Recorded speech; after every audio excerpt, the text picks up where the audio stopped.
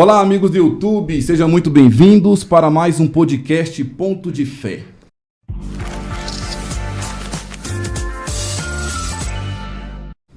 Antes, um patrocínio todo especial aqui da Playmóvel. A Playmóvel é a operadora 100% digital que conecta você com qualidade e eficiência. Quer saber mais? Aqui embaixo tem o endereço. Acesse playmóvel.com.br e descubra os planos incríveis da Playmóvel. Com a Playmóvel é tudo pelo aplicativo. Os seus gigas acumulam para o próximo mês e você não tem que se preocupar com multas, taxas e nem mensalidades. Simples assim. Basta acessar playmóvel.com.br. Queridos, é uma alegria muito grande porque nós estamos abrindo hoje a temporada 2026 do podcast Ponto de Fé. No ano passado, tivemos aqui, nessa mesa de conversa, convidados especiais e o nome do Senhor foi glorificado e exaltado. Entre eles, o Cleitoli, do Descompraise, tivemos aqui também o Wilker, do Shot Santo, o nosso pastor, que é o meu pastor presidente do Brasil para Cristo, pastor Gedeon Júnior, também esteve aqui, e vários outros convidados. E nessa nova temporada, nós já vamos começar com algo diferente. Eu tenho aqui 2 convidados, mas um pedido muito especial. Se você ainda não é um inscrito, se inscreva no canal, deixa o seu like e ativa o sininho das notificações. Porque fazendo isso, o YouTube entende que esse papo aqui é relevante e de fato é. Ele vai fazer o quê? Ele vai propagar esse vídeo para mais pessoas e um número maior serão alcançados. Então, divulgue aí no grupo da sua família, no grupo dos seus amigos, no grupo do trabalho, porque esse papo vai ser muito abençoado.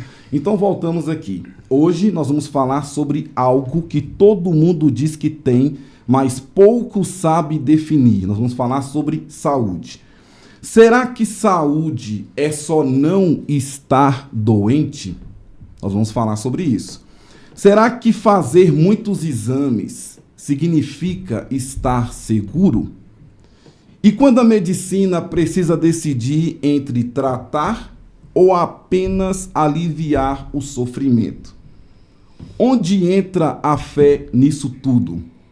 Então hoje nós vamos ter uma conversa profunda, humana e necessária. Então está conosco aqui o nosso querido doutor Rafael Augusto e a doutora Camila. É um prazer tê-los aqui no podcast Ponto de Fé. Prazer é todo nosso, pastor. Boa tarde a todos que nos acompanham.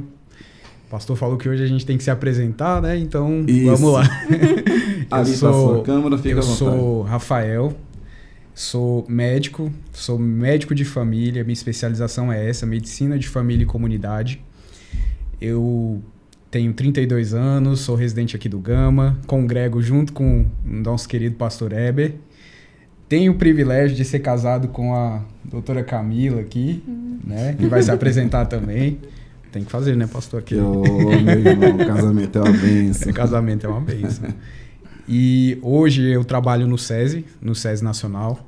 Faço ali um trabalho mais voltado para projetos para a área da saúde. Então a gente trabalha com projetos que visam melhorar a saúde de pessoas que moram em áreas isoladas, principalmente.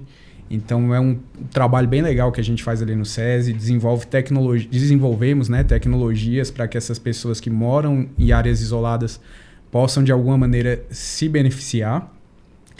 Faço também especialização em preceptoria em medicina de família e comunidade, que é uma especialização voltada para quem quer ser professor, né? Então é uma especialização que eu faço, e eu faço especialização também, é uma pós, né, em medicina do trabalho junto com a minha esposa. E é isso. Maravilha. Doutora Camila. Então, meu nome é Camila, eu tenho 30 anos, sou casada com o Rafael, estou gestante, grávida da Olivia. Que maravilha. E eu sou médica, formada pela Uniceplac há quase 4 anos. Atuo atualmente na clínica médica, trabalho em 3 empregos. Estou pior do que o Júlio. Trabalho no SESI também, só que o meu é no departamento regional. Trabalho em UPA e no hospital municipal, na enfermaria. Então, tô vendo sempre pacientes de diversos níveis de complexidade aí. E é isso. É mais tranquila pelo fato de ser médica e estar gestante, mas qualquer coisinha assim já sabe o que Não. consegue identificar? Pelo Sério? contrário, eu tava falando exatamente isso no meu Instagram esses dias, falando com as amigas, que a ignorância às vezes é uma bênção. Quando a gente não sabe o que, é que pode dar errado, a gente fica bem mais tranquilo. Quando a gente sabe que pode dar errado, tudo vira um problema. Tudo vira um medo, igual ultrassom mesmo. Ultrassom, geralmente as mães ficam, ai, vou lá ver meu bebê, vai estar tudo bem, vai ser bonitinho e tal. A gente não, a gente já ficava, ai, se tiver alguma alteração, alguma característica de síndrome, alguma malformação, o que a gente vai fazer, onde a gente vai, a gente já ficava assim, Sim. pensando além, sabe? Então, às vezes, saber é o que nos deixa mais ansioso. Meus queridos, aqui no podcast Pão de Fé, a gente sempre tem uma lembrancinha.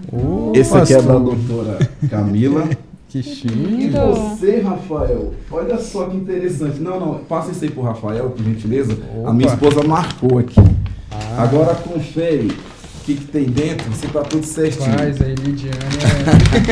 A Lidiane, Caprichosa. a minha esposa está me enrolando, rapaz, que eu tenho que trazê-la aqui também. Rapaz, A que doutora tem que trazer Lidiane mesmo. Grace. Porque ela fala muito É, eu tenho bem. que trazê-la Que aqui. lindo! Tá certo aí? Tá certinho. Inteligentíssima. Muito bem. Nossa, lindo. lindo demais, ó.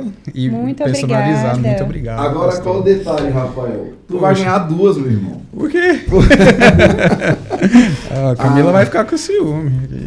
A pessoa que me fornece fez em dose dupla. Nossa, Aí e eu a falei, meu irmão, então ele foi abençoado. Vai ser. E nós temos uma coleção de canecas. Não sei se o pastor em casa. lembra, né? Ele já foi lá em casa. A gente tem uma coleção de canecas. Sim, então já coloca Então lá. vai pra nossa coleção. A minha esposa falou assim, ele deixa uma em casa e uma lá no consultório dele. Isso. Exatamente. Tá tudo certo. Vai Foi pra lindo. galeria de honra lá Pronto. de casa. Deus Obrigado. abençoe. Vamos começar, Amém. gente. Vamos. O que é saúde e o que as pessoas entendem como saúde? Pastor Heber, eu, antes de responder, eu queria saber do senhor, eu queria entender, porque, assim, a gente tem um conceito de saúde, mas eu queria saber do senhor, o que o senhor entende de saúde? Eu vou te devolver essa pergunta e depois a gente faz esse ajuste. Na minha ignorância na área da medicina, eu entendo que ter saúde é não ter dor. Não ter dor. Se eu não tenho dor nenhuma, eu estou com saúde. Se eu não estou com dor de cabeça, se eu não tenho dor na lombar, se eu não tenho dor nas pernas, nos braços, se eu consigo respirar bem, se eu consigo dormir bem, comer bem, então eu entendo que eu estou com saúde. Uhum. Por exemplo, eu costumo dizer que eu sou uma pessoa saudável, apesar de ter alguns problemas, mas o que eu tenho são os problemas pontuais, porque eu fiz alguma coisa e naquele momento eu tive aquele probleminha. Mas não que eu tenha alguma dificuldade na área da saúde. A minha esposa fala que eu tenho pressão alta, porque a minha pressão sempre dá 14/9, Uhum. né? Chega a 14/9, nunca 13, nunca 12. Perfeito. Mas tirando isso, eu considero uma pessoa saudável. Então, para mim, se você não tem dor, você está com saúde. Seria isso? Excelente resposta, pastor. É por esse caminho mesmo.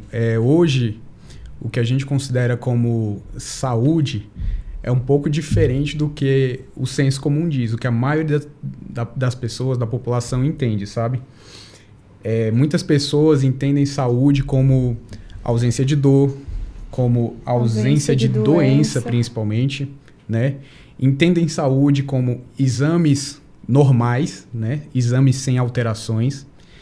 Entendem saúde como felicidade, como alegria, né? E nenhuma dessas respostas, nenhum desses pontos que eu trouxe, de fato esgotam o conceito de saúde.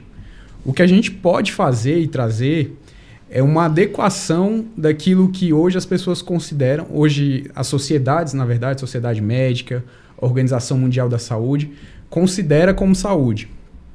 O conceito de saúde, ele é bem amplo mesmo, porque a gente aborda 3 eixos aí, né? Que é o modelo biopsicossocial. Então, modelo biológico. Então, uma pessoa para estar saudável, ela precisa ter o seu corpo físico, né? Intacto, pleno, não pode ter alterações, né? É o que as pessoas consideram.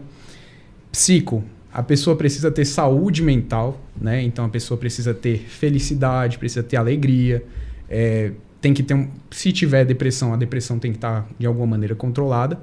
E social, biopsicossocial, que é as suas relações sociais, né? A relação familiar, sua relação com a igreja, sua relação com a família, ser também de alguma maneira intacta. Então a gente tem um modelo biopsicossocial. Esse modelo é um modelo que ele surgiu no pós-guerra, né? Ele se consolidou no pós-guerra ali, em 1942, mas é um modelo que ele é bem antigo, sabe? 1920, entre 1915 e 1920 já se falava desse modelo biopsicossocial, mas no pós-guerra que a gente consolidou esse modelo. No entanto, esse modelo ainda é insuficiente, sabe? Muito tempo depois, por volta de 1970, por ali, as pessoas já mudaram esse modelo de saúde. O modelo biopsicossocial deu lugar ao modelo de bem-estar. Bem-estar físico, bem-estar social e bem-estar mental. Só que bem-estar significa plenitude no todo, na sua integralidade. Então, assim, se eu tenho bem-estar, de alguma maneira eu sou feliz totalmente, eu tenho saúde física totalmente, saúde mental totalmente. E ninguém é assim totalmente o tempo todo. Então nós não somos saudáveis. É um conjunto de fatores, né? Quer falar, amor? Pode? Não, pode.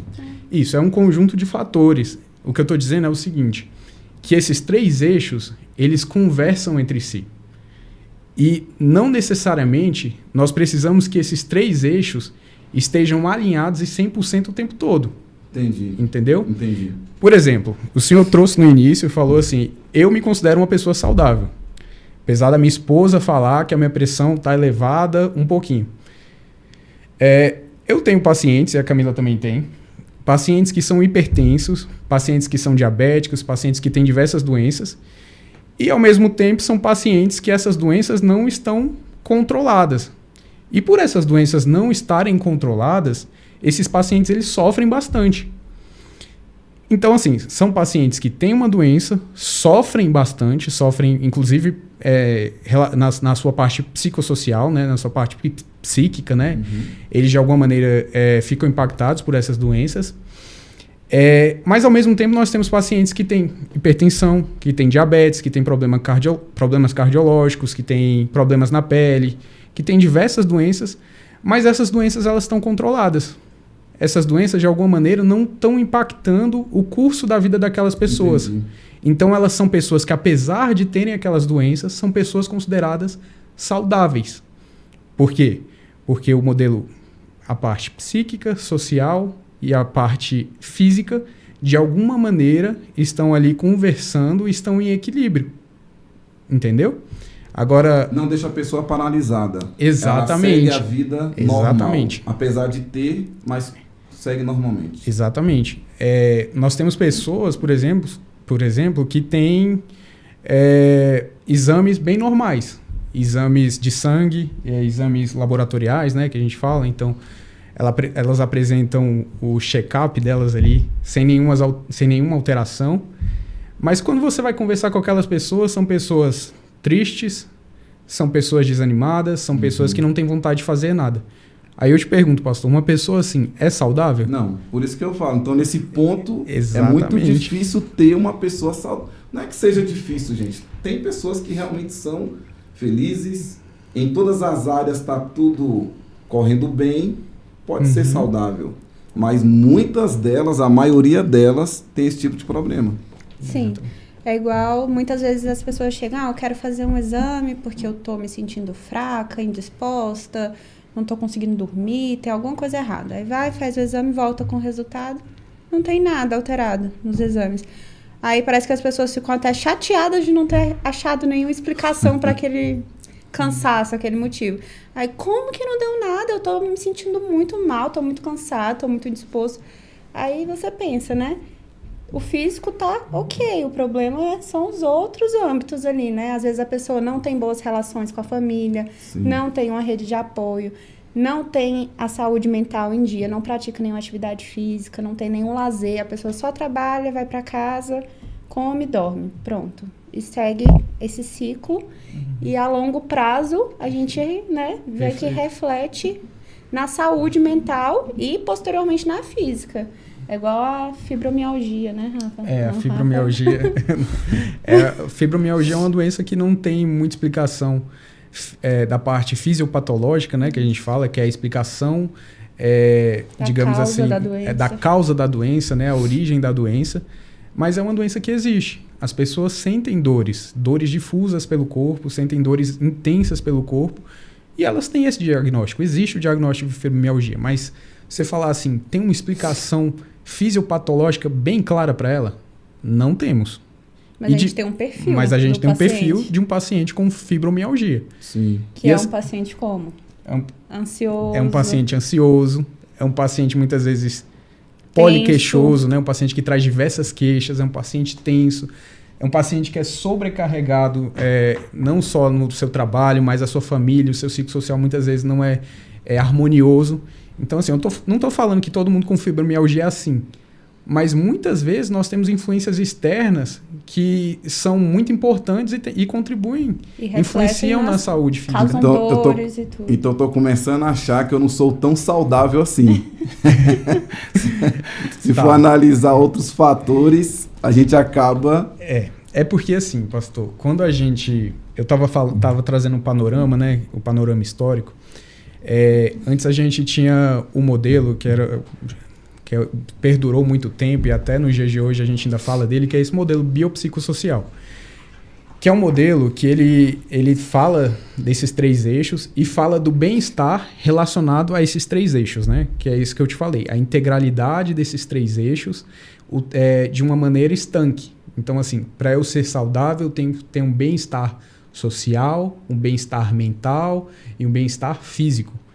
Só que isso já não é o que prevalece nos dias de hoje. Porque o que a gente entende hoje é que bem-estar não é algo estanque. As pessoas têm problemas, como eu disse, né? As pessoas passam por dificuldades. Então, muito mais do que isso, a gente... esse já é um conceito mais novo, ali 2012 por ali, a gente já começou a falar sobre isso, né? Que as pessoas, para elas serem saudáveis, elas precisam ter um empoderamento em relação à sua saúde e uma capacidade de autogestão. O que isso significa? Que muito mais importante do que, por exemplo, eu ir ao médico e ele me falar que eu tenho alguma coisa e me passar um medicamento, é eu saber o que eu tenho e eu conseguir, de alguma maneira, autogerir a minha saúde. Entende? Então, por exemplo, não adianta o médico passar um remédio para hipertensão para um paciente que não entende o que é hipertensão, Sim. não entende os fatores que influenciam essa hipertensão e de alguma maneira, não mudou o estilo de vida dele. Ele continua comendo comida com muito sal, ele não faz atividade física, ele bebe todos os dias. Então, de alguma maneira, ele não tem um autocuidado e uma autogestão. Então, esse paciente também a gente entende que não é um paciente saudável, não tem... digamos assim, a saúde, se é que alguém pode ter uma saúde integral, né? Mas é basicamente isso, a gente precisa ter uma autogestão da saúde, uma autogestão da nossa própria vida, dos conceitos que envolvem a nossa saúde e ter esse empoderamento também, de saber que, de alguma maneira, eu influencio naquilo que eu tenho, sabe? Então, muito mais do que qualquer outra coisa, de que medicalizar, né, amor? Sim. Do que pedir exame, hoje em dia a gente tenta... Os bons médicos, né, digamos assim, a gente tenta, de alguma maneira, educar o nosso paciente para que ele cuide da sua própria saúde e cuide de uma forma efetiva, né? Sobre o check-up anual, é sempre necessário? Não, nem sempre. Existe exame que mais atrapalha do que ajuda? Com certeza. Ontem, inclusive, eu estava de plantão no hospital e aí chegou uma paciente lá com diversos exames que ela fez em um mutirão de saúde que a prefeitura faz com um bom objetivo de reduzir as filas de espera de exames de imagem. E aí, só que quando as pessoas chegam lá, elas que determinam quais exames elas querem fazer. Não é uma indicação tanto clínica, sabe? Sim, sim. E aí, em alguns momentos, isso pode trazer mais prejuízo do que benefício. Porque às vezes acha uma coisa lá que antes não estava sentindo nada, não tem reflexo nenhum, mas aí, a partir do momento que a pessoa vê aquela alteração no exame, já começa a gerar ansiedade, gerar preocupação, começa a ter sintomas que antes nem existiam. Por exemplo, uma alteração que é muito comum de vir em exames assim, sem nenhum sintoma associado, cisto renal. Faz um ultrassom de abdômen total e vem cisto renal. Aí a pessoa já fica, meu Deus, eu tô com um problema no rim, é muito grave, meu rim vai parar, eu vou ter que fazer hemodiálise. Sinto dores, né? Aí sinto dor Aí na começa a lombar, sentir sinto dor na dor no lombar. rim.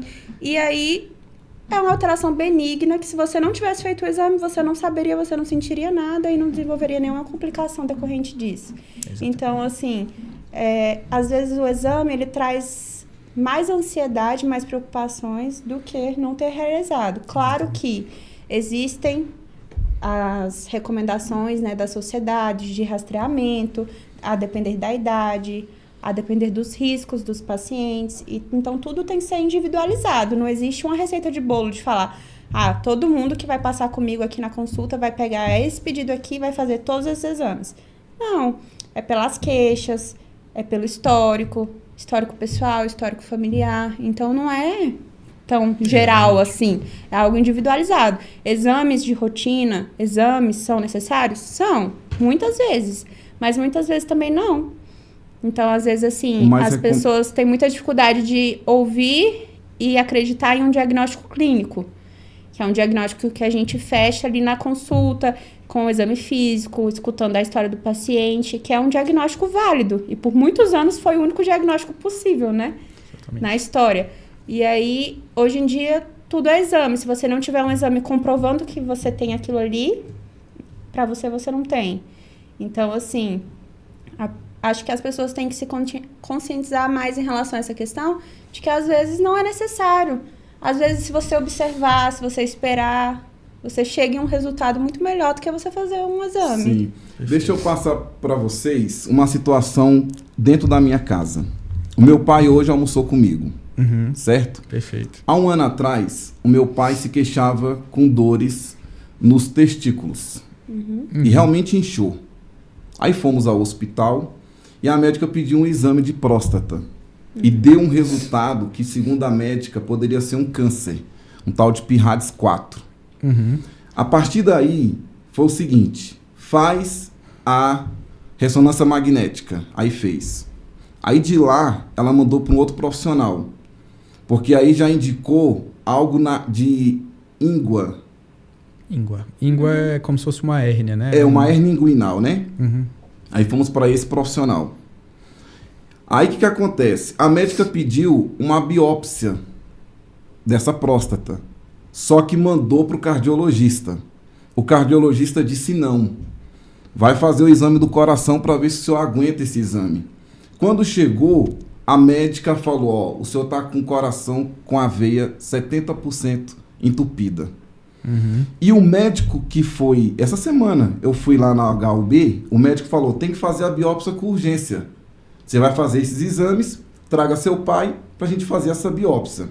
Só que nós tínhamos uma consulta antes com a cardiologista e ela falou, não vai fazer. Eu vou te dar aí 6 meses para que você se trate do coração para que depois você faça essa biópsia. Então, meu pai, ele está com a mente confusa. Ele fala, e agora? Quem que eu escuto? É o médico que mandou fazer a biópsia com urgência ou a médica que mandou ficar 6 meses para tratar o coração? Então, assim, o que eu gostaria de perguntar? Quando se leva para vários profissionais... Quando se leva para vários profissionais, o paciente realmente não fica meio perdido? Não teria que ter, na minha concepção, eu entendo isso. Cada um tem a sua área. Um trata do coração, o outro trata ali... A gente foi neurologista também. Eu entendo essas divisões. Mas o meu pai é um senhor de 78 anos e com tudo doendo, ele está meio perturbado nessa situação. Então, como é que a gente trata... Entendi. Bom, pastor Heber, Excelente colocação, excelente pergunta também. Uma das coisas que a gente entende hoje na medicina e na saúde como um todo é que a gente precisa de pessoas, nós precisamos de pessoas que organizem o cuidado. Não é o tratamento, eu estou falando do cuidado, tem uma diferença. Tratar significa simplesmente cuidar da doença. Agora, cuidar, você está cuidando do indivíduo em seus diversos contextos de vida. Então, no seu contexto social, no seu contexto familiar, em tudo que está envolvido na saúde dele. Então, isso é o cuidado. E hoje, nós precisamos de pessoas, de médicos, que organizem o cuidado, né? O médico especialista em organizar cuidado, puxando a sardinha para o meu lado, chama-se médico de família e comunidade. As pessoas não entendem que alguns países já entenderam isso, né? Canadá, por exemplo, Inglaterra, que já adotam o modelo do médico de família como o médico que organiza o cuidado. E no Brasil a gente está começando a entender isso, não vou dizer que a gente não entende, né? Mas a gente está começando a entender que existem médicos que organizam esse cuidado, que dizem exatamente quando esse paciente vai precisar ser encaminhado, quando uma doença precisa, por exemplo, ser investigada melhor, quando um exame faz sentido, quando um rastreio faz sentido, sabe? Para que esse paciente não se sinta assim, perdido, o que a gente chama, né, amor, de fragmentação do cuidado. É um cuidado fragmentado. Então, assim, um paciente, uma pessoa, ela não é vista em por partes. Eu não trato o coração, o cérebro, o pulmão, o olho. Não, eu trato um indivíduo como um todo. Esse é o cerne da questão e é isso que é a medicina de família. E eu não digo nem a medicina de família e comunidade, eu digo a boa medicina. Porque diversos médicos especialistas hoje, especialistas cardiologistas, neurologistas, eles já entendem isso. Que eles são especialistas focais, mas que existe um médico que organiza o cuidado dos seus pacientes e que, se necessário, esse médico vai encaminhar para o neurologista, para o cardiologista, para o nefro e etc. Entende? Então, assim... Mas ele não vai ter a ciência das outras áreas ou ele tem? O médico de família? Sim, tem sim. O médico de família é um médico com formação ampla. Sim. Então, é um médico que ele tem um domínio sobre diversas áreas. Eu lembro que só puxando uma história, um interno que rodava comigo quando eu ainda era residente de medicina de família, ele estudava numa universidade particular aqui do Distrito Federal, ele virou e falou assim: doutor, então médico de família é o médico que sabe um pouco de cada coisa. Aí eu olhei assim e falei: não, o médico de família é o médico que sabe muito de muita coisa. Sim. Prepotência? Não é prepotência. Sim.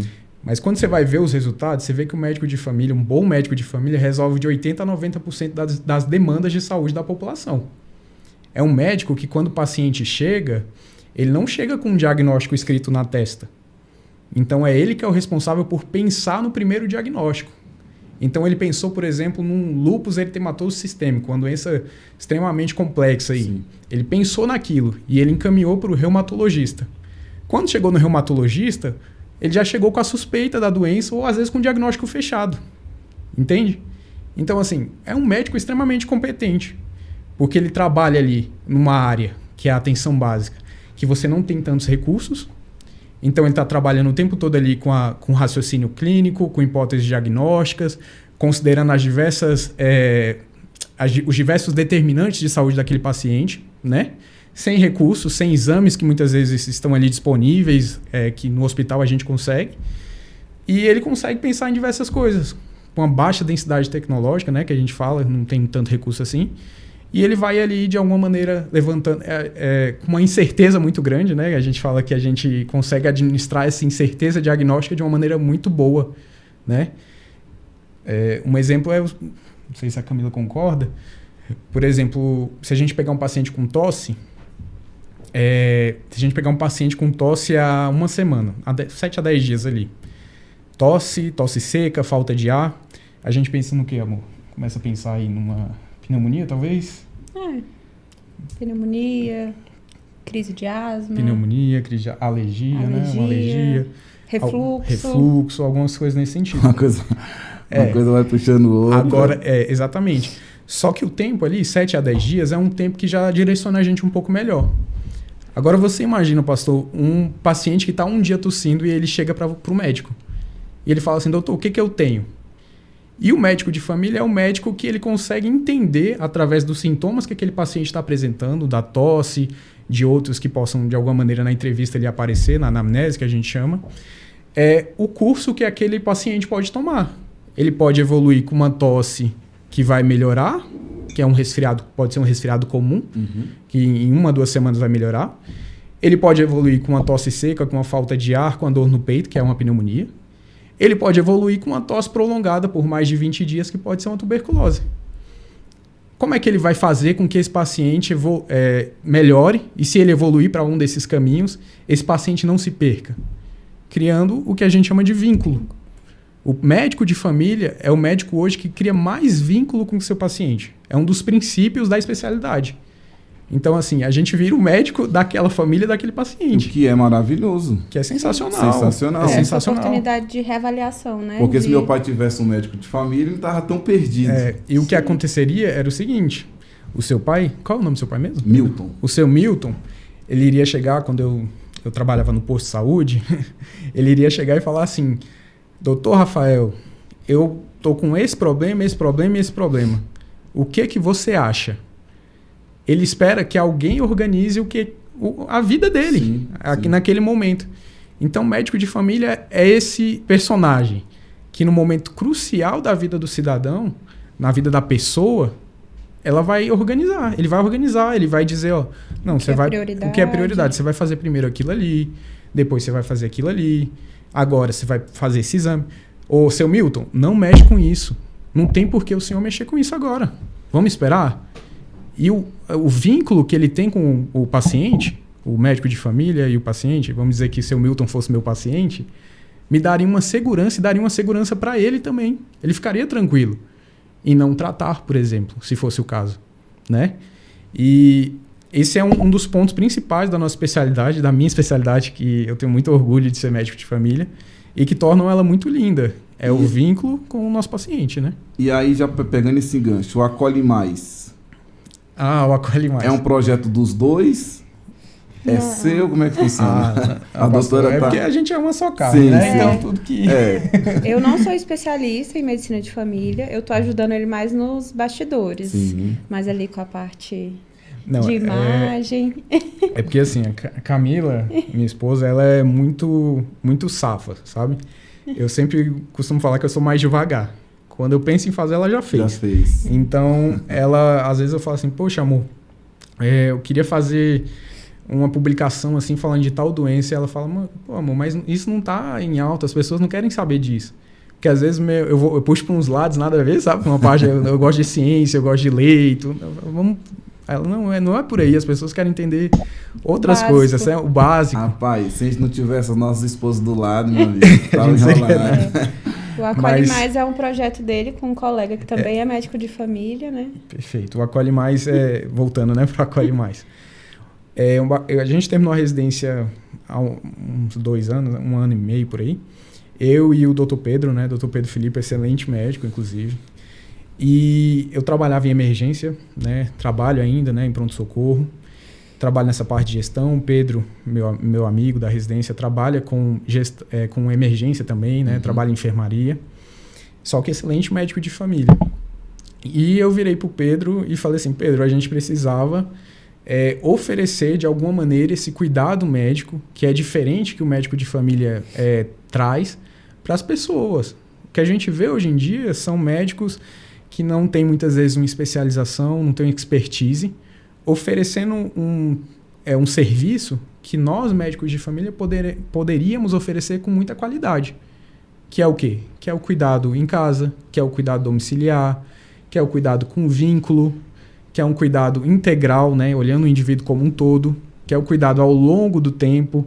Então, assim, é um paciente que ele precisa ser, de alguma maneira, adotado. E o Acolhe Mais é isso. Sim, então só para entender, no Acolhe Mais, esse conflito não aconteceria, por exemplo, porque o médico urologista disse que ele teria que fazer a biópsia com urgência. Uhum. Foi para o cardiologista, ela falou não é para fazer, porque o senhor não aguenta fazer um exame desse. Então ele entrou em conflito. Nesse caso, não teria esse conflito? Você já prepararia o paciente?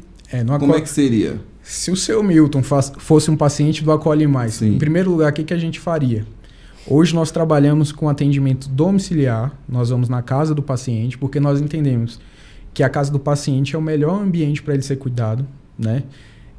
O pronto-socorro é importantíssimo, né? A gente tem demandas agudas que precisam de atendimento no pronto-socorro, mas um paciente que não tem demanda aguda, ele pode ser cuidado em casa, né? Ele pode, de alguma maneira, ter o seu cuidado organizado ali. Então, se o seu Milton fosse meu paciente, eu iria chegar e falar, seu Milton, o senhor está com esse problema no coração, o senhor está com esse problema urológico, o senhor está com esse problema mental, porque o senhor está preocupado de alguma maneira. Sim. Mas, nesse momento, nós precisamos entender o que de fato está acontecendo. Então, vamos conversar aqui e vamos tentar entender. Então, a primeira coisa seria organizar o cuidado por etapas. Entendi. Então, assim, seu Milton, a parte urológica está te incomodando em que sentido? Não, Rafael, não está incomodando. Um exemplo, tá? Ok. Não, Rafael, não está incomodando não. Isso foi um achado do exame, eu fui fazer o exame, mostrou o médico falou que eu devia me preocupar, não sei o quê. Não, tá bom, seu Milton, então não vamos mexer não. Vamos agora cuidar da parte cardiológica. O senhor está sentindo dor, alguma coisa? Não, Rafael, fui fazer um exame, não sei o quê. Aí eu iria pedir alguns exames que de alguma maneira fossem mais importantes para o seu Milton naquele momento. Caso não tivesse um risco elevado, a gente ficaria tranquilo. Sim. Iria tratar prevenindo complicações, mas também evitando intervenções que fossem desnecessárias. Um paciente que é mais velho, muitas vezes mais idoso, né, ele não tem uma estrutura para intervenções mais sérias, entendeu? Intervenções mais, digamos assim, mais agressivas. Então, o que seria mais importante seria, de alguma maneira, trazer uma qualidade de vida enquanto o cuidado acontecesse para esse paciente, para que ele ficasse tranquilo, porque se um paciente está tranquilo, ele é cuidado de uma maneira melhor, ele se preocupa mais com o seu cuidado e ele ajuda nisso. Ele não fica esperando que os médicos façam. Sim. Ele faz, entende? Ele não precisa que o senhor, por exemplo, como o filho, fale assim, pai, toma um remédio. Não, ele entende que ele precisa tomar e ele vai tomar. Sim. E é isso que o Acolhe Mais faz. A gente tenta mostrar que a saúde, ela não é do médico. A saúde é do paciente. A gente está aqui simplesmente como intermediário. A gente quer, de alguma maneira, ensinar e mostrar que esse paciente, ele tem o poder e ele pode ser empoderado para esse cuidado e fazer uma gestão da sua própria saúde de uma maneira eficiente, entende? Os especialistas focais, eles sempre vão puxar a sardinha para o órgão que é a responsabilidade deles. Sim. Então, ali, para o cardiologista, sempre vai ser mais importante o coração. Já para o urologista, a prioridade vai ser a próstata, o sistema geniturinário ali. Então, acaba que eles sempre vão puxando para a área deles. Igual o ortopedista. O ortopedista é tipo assim, tô com dor aqui. Mas eu comecei a vomitar. Ih, vomitou osso. Tem esse meme aí, né? Não tá vomitando osso, não é da ortopedia. Então, tipo assim, o especialista focal, ele só foca realmente naquilo que é a área de competência dele. E o médico de família já tem essa visão mais ampla, né? De elencar as prioridades, definir o que é mais interessante para o paciente naquele momento. Exatamente. E uma curiosidade, assim, quando um paciente quebra a perna, um ortopedista vai lá e cuida dele, faz a parte ali do gesso e tudo mais, e aquele paciente melhora, e ele recebe alta dos cuidados da ortopedia. Um paciente do médico de família é sempre um paciente do médico de família, para sempre. O Entendi. Cuidado ele é longitudinal ao longo do tempo, em todas as fases da vida. Então, se eu começo a tratar um paciente criança, eu tenho competência para tratar ele quando ele for adolescente, quando ele for adulto, quando ele for idoso. Em todas as fases da vida, o médico de família tem a formação e a especialização e expertise para esse cuidado. Entende? Bom demais. Inteligência artificial. Inteligência. No caso da tecnologia e com toda essa onda aí, mais atrapalha ou muito ajuda? Então vamos um por um aqui. Sim. Na sua opinião, pastor, ajuda ou atrapalha? Vamos lá. Brevemente. Eu tive uma lesão na panturrilha. No dia 25 de dezembro, fui chutar uma bola e eu senti uma dor fortíssima na panturrilha. A sensação que eu tive é como se fosse uma pedrada. Realmente, como se fosse uma pedrada. Tanto é que eu olhei para trás e falei, meu irmão, alguém me deu uma pedrada muscular, aqui. Né? E aí eu fiquei uma semana ainda trabalhando, mancando, aquela coisa toda. O que aconteceu?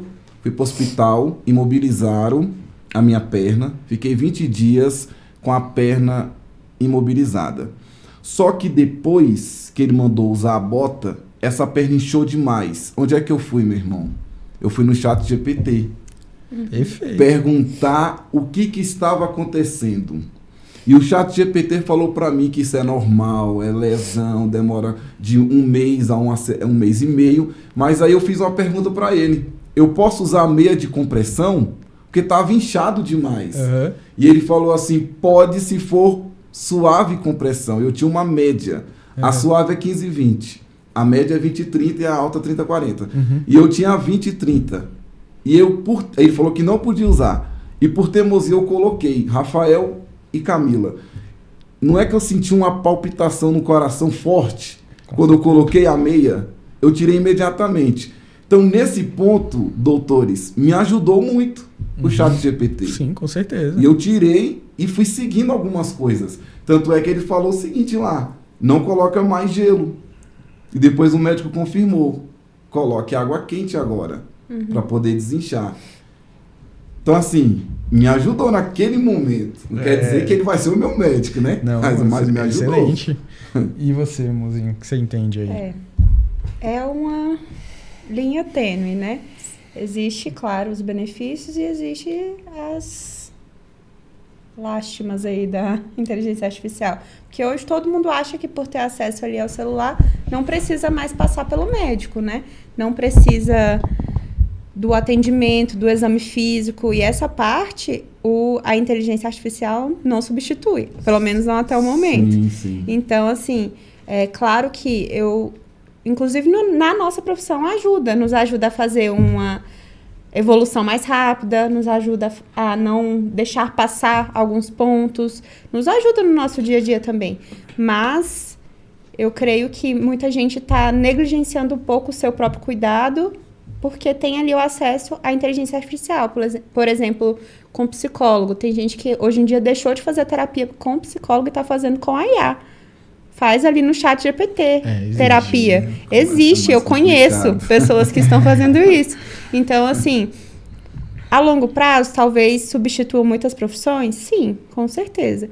Só que hoje, até o momento, né, não dá nem pra gente falar assim, daqui tantos anos vai ser assim ainda, eu acredito que ela é complementar. Ela é ali para tirar dúvidas do paciente, mas não substitui a avaliação clínica, com certeza. É porque a gente sempre recorria ao Google, né? Sim. Sempre ia lá no Googlezinho e, meu irmão, tô sentindo isso até aqui. Até hoje muita gente vai. Não... Só que o ChatGPT, ele já traz algo bem mastigado, detalhado. Né? Já ele já vai ali nas melhores fontes, faz um compilado e te passa. Só que o chat também erra. Sim, erra muito. Sim. O chat erra. Eu queria entender a visão de vocês antes de falar, porque esse é meu dia a dia, né? Eu trabalho com inteligência artificial lá no SESI. A gente mexe com inovação tecnológica, então a gente está o tempo todo em contato com as mais diferentes formas de IA, né? Sim. Então, ChatGPT, Gemini e etc. A gente usa, acho que uns 4 IA lá hoje no nosso trabalho. Mas assim, o que acontece é que a IA, inteligência artificial, ela não é recente, né? Então, desde a década de 60 ali já surgiu o termo da inteligência artificial, o termo inteligência artificial. Essa eu não sabia. Sério? Pra mim é algo agora. Não, é porque 2020. É porque explodiu agora. Estourou. Sério, não sabia, mas na década de 70 ali a gente já falava de inteligência artificial, inclusive para médicos. Então ali tinha uma IA que de alguma maneira auxiliava, por exemplo, na prescrição de antibiótico. Né? Isso na década de 70. O que explodiu é o que a gente chama de IA generativa, né? Que é a IA que, de alguma maneira, ela produz uma resposta ali de acordo com os dados que ela tem armazenados ou que você deu para ela, né? E isso é novo. Isso é a partir de 2020 ali, né? Com a explosão do ChatGPT pela OpenAI, né? A empresa que fornece aí o ChatGPT. E, então, assim, com a IA generativa, o médico hoje, o profissional da área da saúde, ele tem uma ferramenta muito grande aí, uma ferramenta muito poderosa, vamos dizer assim. Só que essa ferramenta poderosa, como toda ferramenta, ela se bem utilizada, ela traz benefícios legais, benefícios muito bons. Sim. Se mal utilizada, ela não é tão benéfica assim, entende? Então, assim, a gente precisa dessa ferramenta. Não é não usar o ChatGPT, é saber como é que a gente vai usar ela melhor, vamos dizer assim, né? O médico ele tem uma ferramenta hoje que traz hipóteses diagnósticas muito ilimitadas, mais do que ele consegue pensar. A gente fazia um exercício na residência que era assim, trazer 3 hipóteses diagnósticas para cada doença. Isso é um exercício que a gente faz, né? Às vezes mais, às vezes menos, às vezes a gente fazia 2 ali e já ficava, meu Deus, o que eu vou... Eu quero uma terceira hipótese aqui para esse paciente. A IA não, a IA te traz 10. Isso não é bom? Eu vejo como excelente. Sim, sim. Só que você tem também os poréns. Você tem pessoas hoje, médicos hoje, que não estudam mais, que se apoiam na IA. Tá, mas então você está atendendo seu paciente ali, seu paciente tem uma emergência, sua internet não está prestando, e você vai se apoiar na IA? Não. É uma ferramenta. Você precisa ter sua competência médica e utilizar a ferramenta da melhor maneira, né? Ela está ali para auxiliar. Não é o principal. Se a gente tivesse ela como principal, a gente tirava os médicos, os enfermeiros, os profissionais de saúde e ficava só na inteligência artificial. Por que a gente precisa do médico, então? Justamente por essa parte humana também, no meu ponto de vista. Além da gente precisar da informação, a gente precisa de alguém que transmita essa informação da melhor maneira possível. O senhor falou da meia de compressão. Essa é uma orientação que existe, tá? Mas, assim, provavelmente a IA não trouxe se você usar com a compressão um pouco maior, você pode ter um débito cardíaco aumentado ali, você vai ter uma palpitação, você pode ter uma complicação. Se você tiver uma placa de ateroma, você pode ter um AVC. Então, assim, são coisas que você tem que considerar na passagem de informação para o seu paciente. E que a IA só vai passar se você solicitar. Como que o senhor vai solicitar se o senhor não tem esse conhecimento e essa expertise? Então, você que me assiste, não substitua o médico pelo ChatGPT. E médicos, não parem de estudar. Sim. Porque o seu paciente vai chegar com a informação do Google, do Gemini, do ChatGPT e você precisa saber. Verdade. Já chega para confirmar, né? Exatamente. E não tem como falar para ele não usar, já está aí, já é realidade nossa. Sobre essa questão de medicalização, estamos vivendo uma geração que transformou o cansaço e o estresse em diagnósticos? Quer falar, doutora Camila? Doutora Camila. Porque doutora Camila, mas... Hoje em dia a medicina integrativa está no auge, né? E aí, soroterapia, com né? complexo B, vitamina C e cobrando R$1.000 por aplicação. Quer contar com daquela promessas... história que você foi nutróloga, que você fez diversas vitaminas, que ela foi presa? Ah, sim. Tá. Não precisa citar, né? Essa questão da medicina integrativa é uma área que até pouco tempo atrás não existia, né? Ou não era tão disseminada assim como é hoje. E aí, hoje em dia, as pessoas usam roupas bonitas, tem um consultório chique, e você acha que é um bom médico, e você chega lá e eles querem te vender produtos. E aí, às vezes, são produtos que não fazem a menor diferença na sua saúde, mas faz diferença pro bolso dele, né? De quem tá vendendo. Sim, polêmico isso aí. Mas é verdade. Mas é verdade. E aí, assim, colocar vitaminas ali na veia que vão ser eliminadas completamente pela sua urina daqui 24 horas. Isso tem a ver com terapias da moda? Sim, tem. com certeza. Hoje a gente tem em voga aí soroterapia, né? Soroterapia. Você vai numa clínica ali e o médico, né, o médico que se denomina nutrólogo, endocrinologista, e quando você vai ver, às vezes ele tem 2 meses de formado, né? E nada contra os recém-formados, eu já fui recém-formado, eu só acho que tem que ter, para você fazer certas coisas, você tem que ter uma expertise. Se não fosse assim, não teríamos residências médicas, né? Que são períodos ali de especialização grandes, em que você vê as mais diversas patologias ali. Mas hoje o que a gente tem é isso, são as terapias que de alguma maneira são super famosas, com a promessa de que o paciente vai ficar mais forte, de que ele vai dormir melhor, de que ele vai ter um maior desempenho sexual, uma libido aumentada, principalmente para os homens. Quantas vezes, a doutora Camila também, né? Os pacientes vêm pedindo prescrição de testosterona. Sim. E os estudos já falam que quando você faz uma sobrecarga de testosterona, você aumenta seu risco cardiovascular. O que é isso? Risco de AVC, risco de infarto.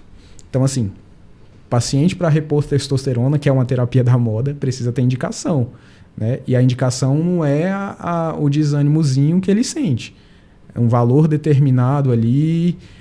São diversas coisas que a gente considera para fazer uma prescrição. Isso é para emagrecimento? É para Também tem essas funções. Hipertrofia, né? Hoje em dia está muito em voga essa questão também de ganho de massa muscular.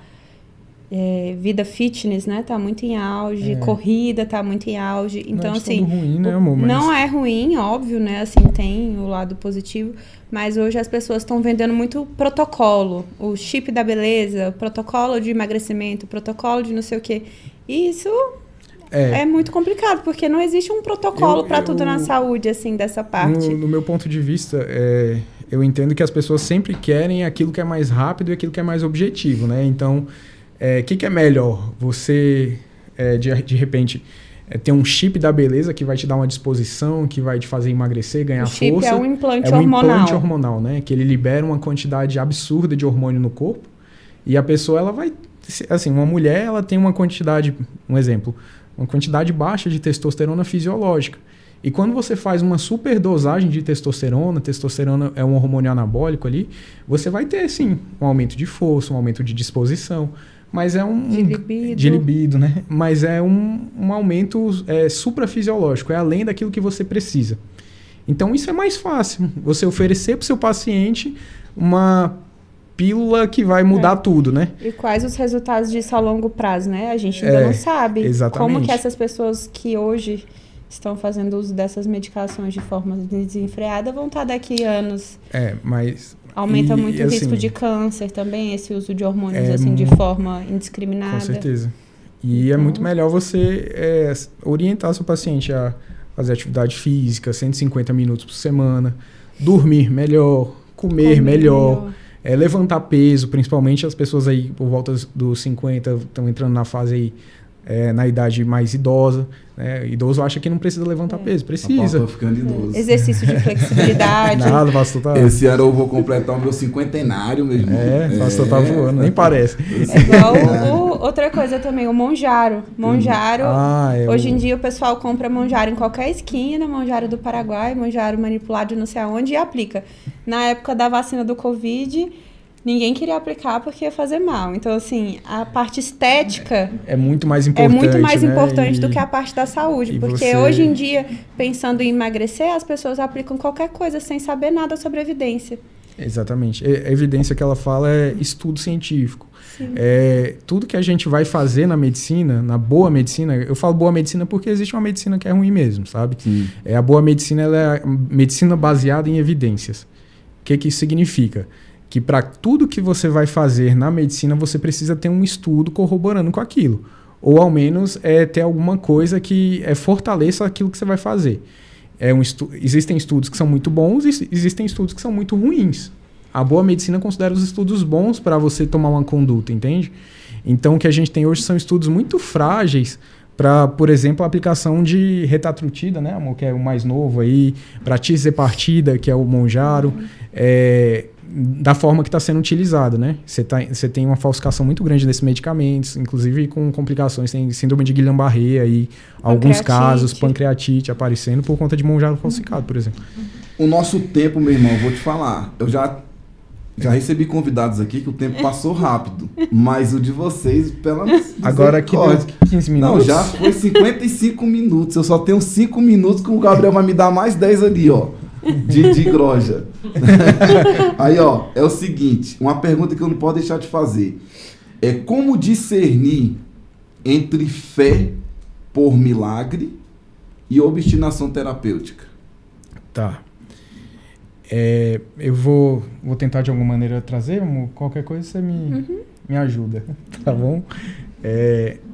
Então, assim, obstinação terapêutica significa você tratar o seu paciente, você querer tratar o seu paciente independente da situação que ele esteja. Por exemplo, eu tenho um paciente com câncer terminal e eu vou fazer de tudo para que esse paciente melhore. E esse paciente ele começa a sofrer nesse meio do caminho. Esse paciente, ele começa de alguma maneira entrar em um processo depressivo enorme, porque ele está em um tratamento muito agressivo. Então ele é um paciente que era ativo, que ele treinava, que ele jogava bola, que ele fazia suas atividades ali, e agora ele não consegue fazer isso. Que ele ia na igreja, mas por conta do tratamento que o médico está impondo, ele não consegue mais ir na igreja. Sim. Isso é bom? Não, não é. Né? No meu ponto de vista, você está tirando a qualidade de vida do seu paciente. Agora a gente tem o nosso lado cristão. Nós entendemos que o Senhor, que Deus, ele pode fazer milagres a qualquer momento. Que ele pode tirar um câncer por mais avançado que ele seja, em estado metastático. Eu creio nisso, Sim, eu acredito nisso. Mas eu acredito que Deus, ele nos ordenou o amor. E você cuidar do seu paciente de uma maneira que ele tenha uma qualidade de vida maior é uma prova de amor. Eu não preciso parar de tratar o meu paciente, mas eu tenho que me preocupar com o bem-estar do meu paciente. É o meu paciente, então eu tenho que promover para ele. O senhor falou no começo do nosso podcast, que saúde para o senhor era não ter dor. Sim. Um paciente oncológico, um paciente em fim de vida, né? Ele vai sentir muita dor. O meu primo, no ano passado, morando nos Estados Unidos há 20 anos, teve um câncer. Nos últimos dias ele falou para os médicos, não faça nada, deixa eu ir embora. Já me resolvi com Deus, ele se batizou e tudo, falou, me deixa embora, meu irmão, não faz nada, não precisa fazer absolutamente nada. Olha só o nível de sofrimento que ele já estava. Exatamente, isso que nós não queremos, que o paciente sofra dessa forma. Eu sou um médico cristão, Camila também, eu acredito no milagre, mas eu não posso deixar que a minha fé atrapalhe no sentido de eu não cuidar do meu paciente. Até o último momento, eu quero que ele tenha dignidade para que ele possa fazer o que ele tem que fazer, para que ele possa fazer o que ele sinta prazer. Imagina, pastor, eu tenho um paciente que ele tem ali os seus últimos dias de vida. Eu não tenho como determinar com exatidão isso, e só quem sabe é Deus. Mas existem algumas ferramentas que ajudam a gente a dizer assim, esse paciente está na última semana de vida, né? E nessa última semana de vida, eu resolvo operar o meu paciente. E o meu paciente, ele complica, vai para UTI, fica em coma, internado e morre. O que eu fiz? Eu tirei uma semana que esse paciente poderia estar com a família dele, em que os familiares dele poderiam ter vindo visitá-lo, porque o processo de doença, ele envolve não só o paciente, mas ele envolve a sua família também, né? As pessoas que cuidam dele ali, os filhos, o pai, a mãe, o irmão, enfim. Então, assim, o que eu fiz? Eu, de alguma maneira, prejudiquei o meu paciente com a minha obstinação terapêutica, em achar que eu poderia curá-lo, né? E eu acho que é isso, eu acho que o médico, o cristão, não só o médico, mas o cristão que está ali, de alguma maneira, acompanhando essas pessoas que estão muito doentes, que de alguma maneira têm alguma doença ameaçadora à vida, alguma doença que é muito grave, ele tem que lembrar que, primeiro, ele precisa amar o próximo como ele mesmo. Então, assim, o que aquela pessoa precisa nesse momento? É de mais cirurgia, é de mais intervenção, ou ela precisa do amor da família, ela precisa estar ali, comer a comida preferida dela, beber um copo d'água. São pequenas coisas que a gente... Fumar um cigarro. Que é comum. A gente já viu. Tá com câncer de pulmão, eu só queria fumar o meu último cigarro. Você vai falar, não, vai ser isso que vai fazer a diferença, vai ser isso que vai fazer com que a pessoa se recupere. Morreu com dignidade, fez o que ele faria se ele não tivesse doente. Aí depois fala, fuma, mas pede perdão que eu vou orar e tu vai pro céu. É isso. Né? O meu tempo acabou mesmo, mas olha só, eu tenho uma pergunta para cada. Só que vocês não vão responder, vocês vão perguntar. E vai perguntar para quem nos assiste. Vamos lá. Rafael, se você pudesse deixar uma única pergunta para quem está nos assistindo para repensar sua própria saúde, qual seria? Porque no caso eu pensei que eu não tinha doença nenhuma, ou não tinha, que eu era saudável, mas depois eu fui descobrindo no decorrer do podcast que eu tenho que... Uma pergunta para quem está nos assistindo para que possa repensar sobre a sua própria saúde. Eu acho que entender, indo por tudo que a gente conversou aqui, eu acho que a pergunta que todos teriam que se fazer é se realmente elas estão saudáveis com o estilo de vida, com a forma que elas estão levando a vida. A vida que você está tendo te faz saudável? De verdade? Acho que era isso. Sim. Doutora Camila, que pergunta todo mundo deveria se fazer para avaliar se está realmente saudável e não apenas sem diagnóstico? Acredito que todo mundo tem que se perguntar, será que os meus hábitos de vida, será que as minhas decisões sobre a minha saúde, será que tudo que eu estou decidindo sozinho e com o meu médico, enfim, está tendo realmente efetividade? Será que eu estou me cuidando? Eu estou me priorizando? Será que eu estou cuidando não só da minha saúde física, mas da minha saúde mental, da minha saúde espiritual, da minha vida como um todo? Doutor Rafael, qual pergunta cada pessoa deveria fazer a si mesma antes de procurar um exame, um remédio ou uma solução rápida? Será que esse exame vai me trazer benefício de verdade ou vai me trazer algum malefício? Se eu tomar aquele medicamento que é a promessa de emagrecimento, de melhora, eu vou ter maior benefício do que se eu me cuidar, do que se eu comer melhor, do que se eu fizer atividade física. Será que isso vai me trazer maior benefício do que se eu tomar essas atitudes? Acho que talvez isso. Ok, doutora Camila, se a vida tem limites, que pergunta cada pessoa deveria responder enquanto tem tempo?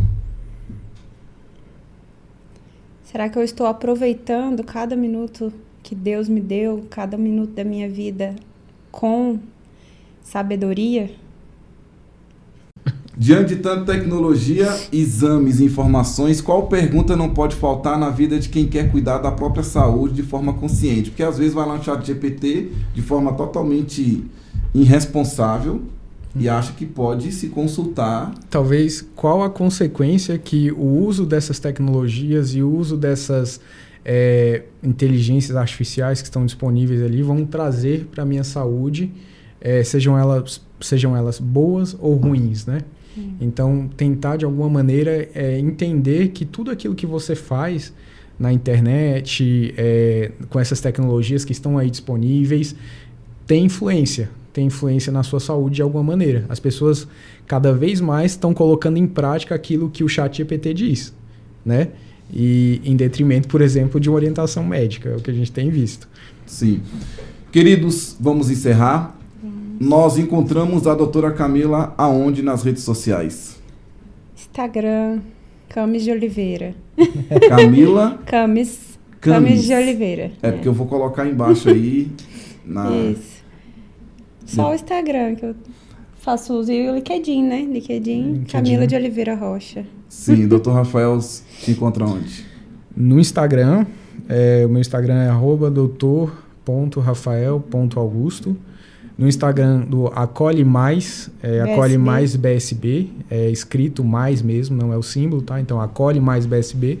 E no site, acolhemais.com, tá? Ok. Queridos, foi um prazer recebê-los aqui no nosso podcast. É o primeiro podcast da temporada 2026. Eu quero deixar uma palavra para vocês. Nós precisamos de Deus, isso é indiscutível. Mas na palavra do Senhor, nós também tivemos um médico ali, o Dr. Lucas. E então, se nós precisamos de Deus, isso é um fato, nós também precisamos dos médicos, né? Então, que vocês possam ser exemplo na área de vocês. Amém. Cada Amém. paciente que vocês olharem possa ser com muito amor, com muito cuidado, com muito carinho.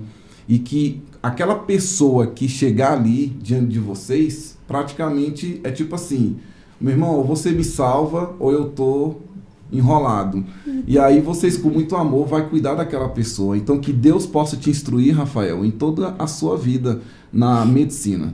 Todos os seus procedimentos que você fizer, a mão de Deus possa estar ali. Amém. Da mesma forma, a doutora Camila, tudo que você for fazer, Deus possa te conduzir, Deus possa te abençoar. Eu vi um médico essa semana orando ao fazer uma cirurgia e ele clamou a Deus, falou, Senhor...